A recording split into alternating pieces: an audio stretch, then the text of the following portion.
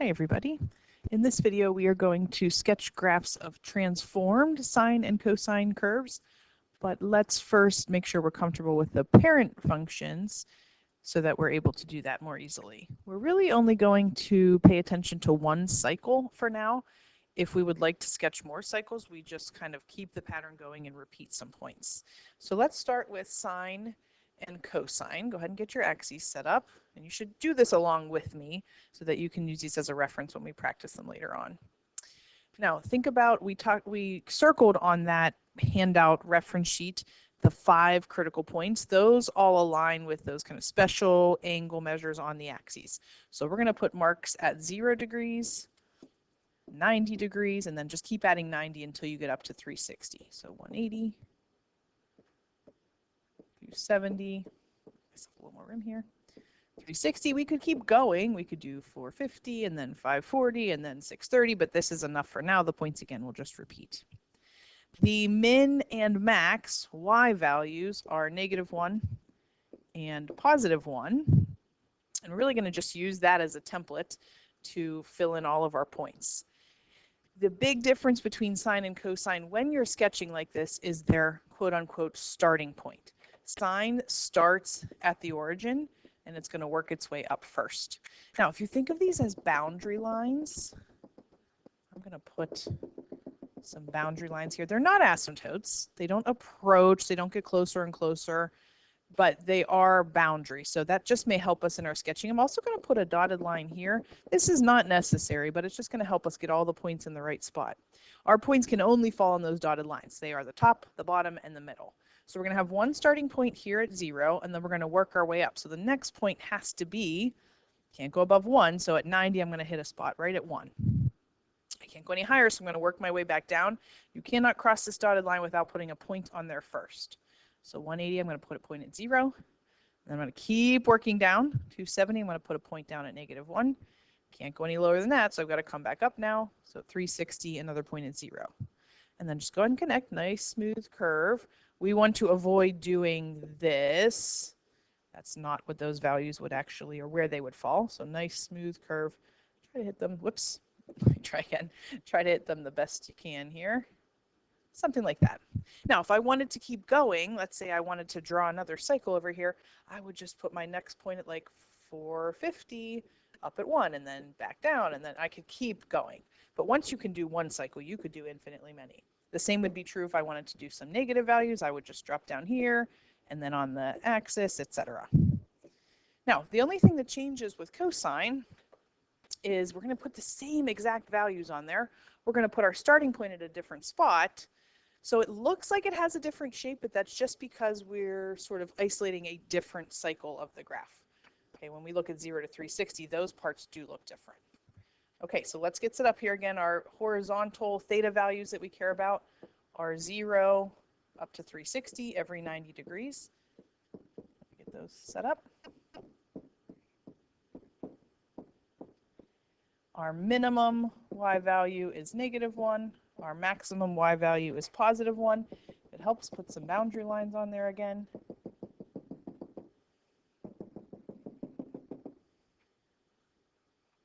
We'll have vocab words for some of these soon. We're not quite ready for that yet. Now, here's the big difference. Cosine starts up at a high point. So at 0 degrees, we actually have a point up at 1. Can't go any higher than that, so immediately we're going to work our way down to 90, 0. Keep going until you hit that lower bound, 180, -1. Can't go any lower, so I've got to come back up. 270 hits at 0, and 360 stops at a high point there. Let's connect those. Now, they do seem to have an overall shape, but again, if we kept those points going, they would still have that same kind of squiggly shape. If you remember, the name of that is called a sinusoid. The shape of the graph is called a sinusoid. Okay, so those are our parent functions. So those are what we're going to use kind of as a reference. And now we're just going to try to transform them. Same way we've been talking about transformations all year long. So let's try. I just have a copy of the parent functions here so we can look at them. Let's try this guy first. We're going to do y equals 4 times sine of 1/2 theta. So our first task, let's look at that and think about what kind of transformations are here. This 4 is a vertical dilation times 4, so it's going to stretch it up and down. This 1/2 is a horizontal dilation, but be careful here, times 2. Always times that reciprocal value. So let's think about these one at a time. Let's do the horizontal stuff first. Get both graphs on here. Okay, so instead of just going from 0 to 360 with one cycle, we're really going to go from 0 to 720. Now, that doesn't mean I'm going to plot extra points. It means I'm going to take those same 5 critical points and just stretch them out. So it's really going to, let me put the end here. It's going to double all of these critical values. Now 0 times 2 is still 0, so nothing really changes there.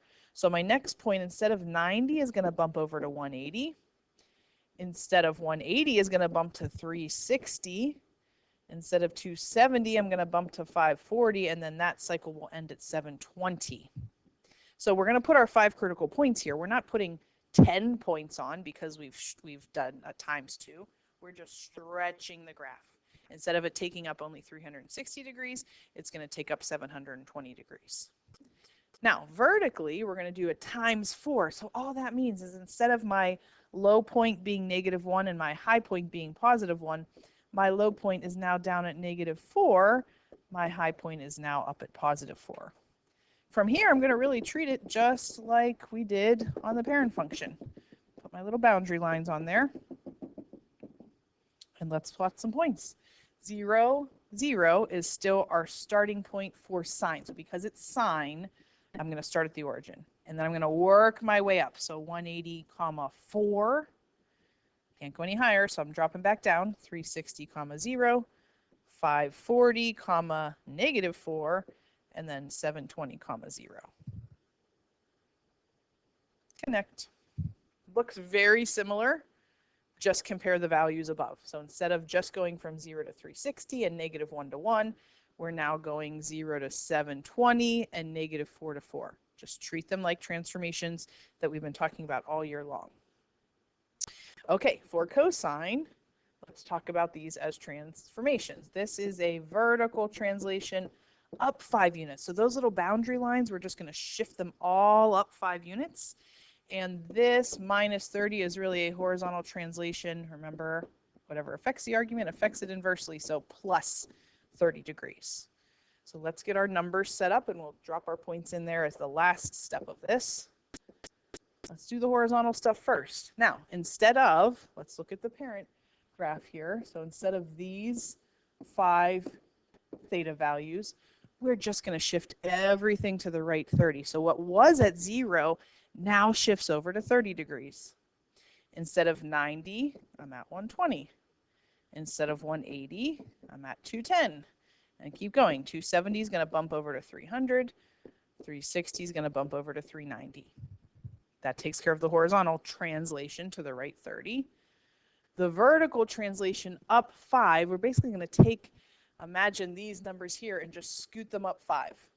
Scoot them up 5. So instead of -1 to 1, we're going to go from 4 to 6. Think that through for a second. 4 to 6. So 1, 2, 3, 4, 5, 6. I'm going to kind of squish it in here. So my boundary lines now are here. Can't be any lower than 4. Can't be any higher than 6. The middle, we want what was kind of like the, well, was the horizontal axis. Now that's going to shift up to 5. It went from 0 on the y-axis up to 5. That's supposed to be a 0. Okay, let's drop our points. Now we're talking about cosine.